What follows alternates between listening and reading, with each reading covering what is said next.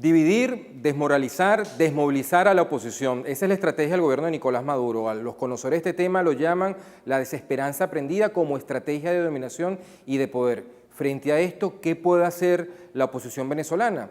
¿Cómo movilizar a la mayor parte del país que se opone al proyecto de Maduro y su intento de perpetuarse en el poder? La respuesta a estas y otras preguntas hoy aquí, en Área Reservada. Gracias por acompañarnos. Amigos, bienvenidos nuevamente a Área Reservada TV, aquí en este espacio desafiando la conexión de internet y por supuesto la censura. Hoy tenemos dos invitados en este espacio donde vamos a hacer un repaso de la situación actual de Venezuela. Nos acompañan a mi mano derecha Colette Capriles, psicólogo social, jefe de la sección de Ciencia Política de la Universidad Simón Bolívar y conocida tuitera. Gracias, Colette, por estar aquí con nosotros. Gracias. A mi mano izquierda, Trino Márquez. Trino es sociólogo, doctor en Ciencias Sociales de la Universidad Central de Venezuela y director académico de CEDICE. Trino, gracias por estar acá. Encantado de estar contigo. Bueno, vamos con la regla del minuto. La misma pregunta para nuestros dos invitados. Venezuela está en crisis. ¿A dónde va Venezuela? ¿Qué le espera a este país en el futuro? Vamos a empezar con... Iba a empezar con Colette, porque Colette me acaba de hacer una observación, así que vamos a empezar entonces con... Le tiramos la pelota a Trino. Bueno, en este momento estamos en una situación crítica, la más grave que ha tenido el país a lo largo de toda su historia republicana y probablemente desde la guerra civil, la guerra federal del siglo XIX, nunca habíamos vivido un momento tan crítico, porque se ha destruido la democracia y se ha destruido el país, a su economía, a su infraestructura, a sus valores morales, éticos, se ha destruido el gobierno, ya no existe el Estado en el sentido en que lo entendimos en el pasado. ¿Hacia dónde vamos? De continuar Maduro, esto seguirá profundizándose en el poder porque es un diseño elaborado en La Habana y en Caracas y es un proyecto de eternización en el poder por la vía de la destrucción y el empobrecimiento. ¿Qué hay que hacer? Bueno, mantenerse unido, proponerle al país un programa de recuperación creíble y metas claras, objetivos muy concretos que permitan que la gente se alinee en torno a ellos y el país recupere la confianza que tiene que tener y las posibilidades de pensar en una Venezuela distinta. Gracias, Trino. Colette, tu minuto. Bueno, como coincido con Trino, no tenemos sino que profundizar en la misma idea, pero sí quiero hacer énfasis en la idea de la destrucción de la República. Justamente ayer estuvimos viendo cómo la Asamblea Nacional, la sede de la Asamblea Nacional, la sede del poder civil más importante del Estado, fue asaltado y convertido en el escenario del poder militar. Me pareció increíblemente elocuente el hecho de que el primer orador importante invitado a la Asamblea Nacional Constituyente fuera nada menos que el ministro Padrino López, quien además dio un interesante discurso porque hizo explícito la apropiación de la República que pretende hacer la Constituyente. Y en ese sentido queda al desnudo un proyecto de poder al que no le importan las condiciones materiales de su existencia. Es decir, aquí vamos a entrar, y eso es lo que es curiosísimo de las dictaduras, es que precisamente pueden entronizarse destruyendo no solo las instituciones, sino destruyendo las prácticas de intercambio y de producción que solía haber. De modo que la idea de que haya una crisis, la perspectiva en la que estamos de hiperinflación y de crisis económica no garantiza el cambio político en lo inmediato. Hay que construir la vía política para el cambio. La crisis por sí sola no lo garantiza. Colette, te tomo en ese punto que me gustaría introducir el debate. Yo les comentaba antes de empezar a grabar que un trabajo que publicó Ricardo Jaume y la entrevista que publicó que le hace la BBC Mundo, donde él da unas cifras que son pavorosas. O sea, en este país se ha destruido la mitad de la riqueza nacional en menos de 4 años. Es la mayor crisis que ha vivido ningún país del hemisferio occidental. Sí. Esto es solo comparado al periodo especial en Cuba. ¿Cómo es posible que un gobierno así se mantenga en el poder? Te pregunto. No, que justamente yo creo que, y es interesante que Trino, que domina tal vez mejor que nosotros el tema de la economía, nos diga como si hay antecedentes, pero lo cierto es que hay una discusión académica allí acerca de cuál es el umbral a partir del cual la destrucción de la economía genera el cambio político, porque hay ejemplos históricos en donde eso ha ocurrido. Yo conozco personalmente y de primera mano el caso de la hiperinflación argentina, pero fue un régimen que era dentro de una democracia, porque fue el gobierno de Alfonsín que tuvo que hacer una transición improvisada, digamos, al nuevo, tuvieron que adelantar las elecciones por la crisis económica, pero estábamos en democracia, mientras que otras autocracias lo que han mostrado es que pueden vivir en medio del caos y que hasta que el caos económico, la pobreza, la miseria, la penuria, hasta contribuye al ejercicio del poder porque desarticula las posibilidades de organización de la gente y de resistencia, ¿no? Entonces, hay las dos tesis. ¿Tú crees que eso es lo que le está pasando a la oposición venezolana, que es parte de esta crisis y que eso, por lo tanto, le ha costado tanto armar una estrategia clara de poder frente al proyecto político oficial? Lo que pasa es que el proyecto político oficial ha venido cambiando.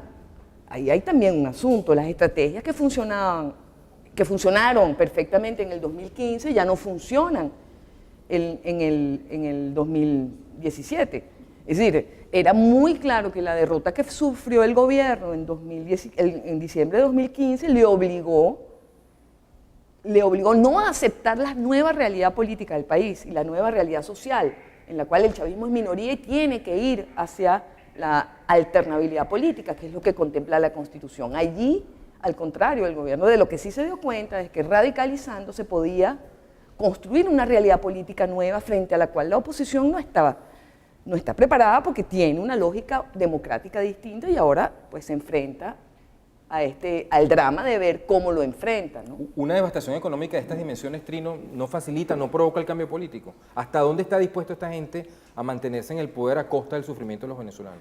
Te voy a citar dos ejemplos que me parecen ilustrativos. Uno, la crisis económica llevó al cambio de régimen durante el sandinismo.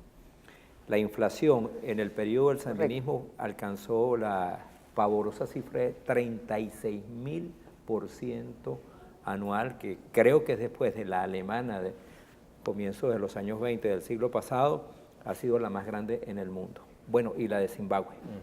Bueno, el caso es que ese proceso inflacionario que vino acompañado por la destrucción de las pocas empresas que existían en Nicaragua, la imposibilidad de construir empleos de calidad, de atender la educación, la salud, etcétera, condujo a que el gobierno se sintiera acorralado y llegase a un acuerdo con la oposición y que se realizaran las elecciones del año 1990, en las cuales ganó Violeta Chamorro.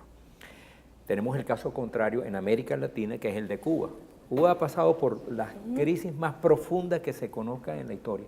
El periodo especial fue una crisis que no tiene antecedentes, incluso solamente podríamos compararla con Haití.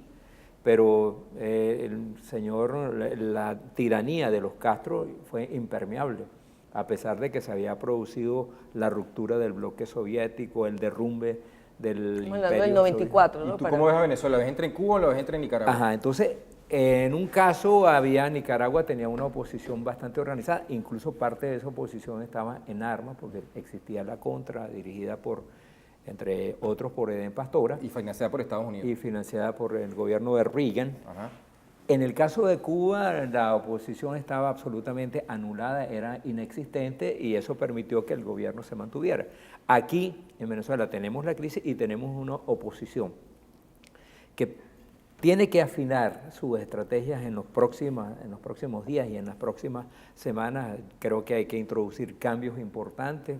Por ejemplo, esta idea de recurrir continuamente a los trancazos, eso no tiene ningún destino, pero afortunadamente tenemos líderes consolidados, líderes que tienen un profundo arrastre popular. La MUD es un interlocutor no solamente nacional, sino internacional, reconocido por buena parte del planeta. Perdón, Trino, entonces en tu análisis, en la comparación que tú haces para ilustrarnos, tu esperanza estaría cifrada en la oposición. Aquí la clave entonces para provocar el cambio político en Venezuela y capitalizar electoral o políticamente esta debacle económica y social está en manos de la oposición. Sí, en lo que se llaman las condiciones subjetivas, porque se habla normalmente de las condiciones objetivas, que son todas estas que hemos tratado: la crisis económica, la crisis institucional, la corrupción de un gobierno que es absolutamente corrompido, pero faltan esas condiciones subjetivas que tiene que ver con la organización, con una plataforma programática creíble, con un conjunto de líderes que arrastren.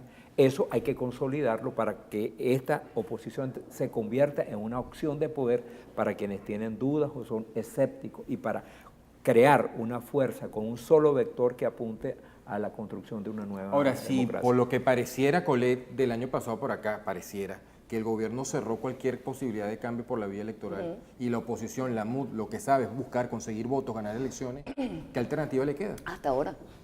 ¿Hasta ahora qué? Hasta ahora eso es lo que sabe, o es aquello en lo que ha estado mejor. Sí. Pero justamente yo creo que siguiendo la línea, el punto aquí es primero construir un discurso, no un programa de gobierno, que ya lo tenemos, eso existe y todo el mundo sabe además cuáles son, cualquier cosa que se haga casi es mejor que lo que está pasando, ¿no?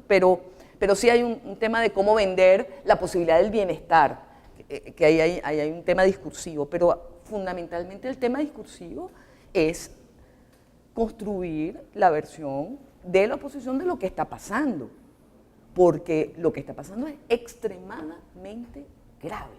O sea, el nivel de destrucción de la República, es decir, del Estado, no de la economía, que la vivimos todos los días, del Estado, de la capacidad de construir, de las instituciones para seguir existiendo, es tan grave que yo creo que el primer punto para la nueva etapa política que viene es primero reconocer que es una nueva etapa política en la que las jerarquías y las jerarquías de lo que hay que hacer han cambiado, las prioridades han ¿Y la cambiado. oposición tiene eso claro? ¿En la MUD eso está claro? ¿Tu percepción? Yo sé que hay gente que está clara, pero no sé hasta qué punto hay una discusión abierta sobre estas cosas, porque son discusiones sumamente duras, son discusiones de fondo que tienen que ver con cuál van a ser la estrategia, porque no puede ser varias, tiene que ser la estrategia de ahora en adelante frente a una situación totalmente inédita y que tiene además la siguiente particularidad. No solo es inédita, es que es impredecible. Es decir, una de las cosas que también me quedó clara en estos días, en cómo ha actuado la Asamblea Constituyente, es que no hay programa, es decir, que no hay proyecto constituyente. Lo único que hay es un espacio en el que todo es posible, en el que cualquier cosa puede pasar. Es decir, tienen más el objetivo de desconcertar a la sociedad y de desconcertar a la oposición que incluso ejercer el poder omnímodo que ya dijeron que iban a ejercer. Con lo cual se podrían estar desconcertando ellos mismos en algún Ellos momento. mismos, pero lo grave es que me hace recordar a Hannah Arendt, con la idea del todo es posible, ¿no? Eso es lo que ella decía, que los regímenes totalitarios son totalitarios no porque sean violentos y repriman, eso lo hacen todos los... sino porque es el lugar en donde todo es posible, cualquier cosa es posible, lo inimaginable, lo impensable es posible. Y por supuesto frente a un adversario que juega con eso, que no es todo el chavismo, que no es todo el gobierno, es los que están allí en esa Asamblea Constituyente formando esa tiranía de los 500, ¿de acuerdo? Pero 545. son los que están hablando, están construyendo este esquema en el cual la oposición tiene que verdaderamente primero reconocer la gravedad del problema. Esto no es que, el gobierno está caído, no, en realidad esto es un signo de debilidad. Padrino dice eso, pero en realidad no dice, no, o sea, esto está clarito, es una situación horrenda, crítica, espantosa, y hay que abordarla como es. Vamos a abordarla en la siguiente parte, Colette y Trino Márquez. Ya regresamos a Área Reservada TV.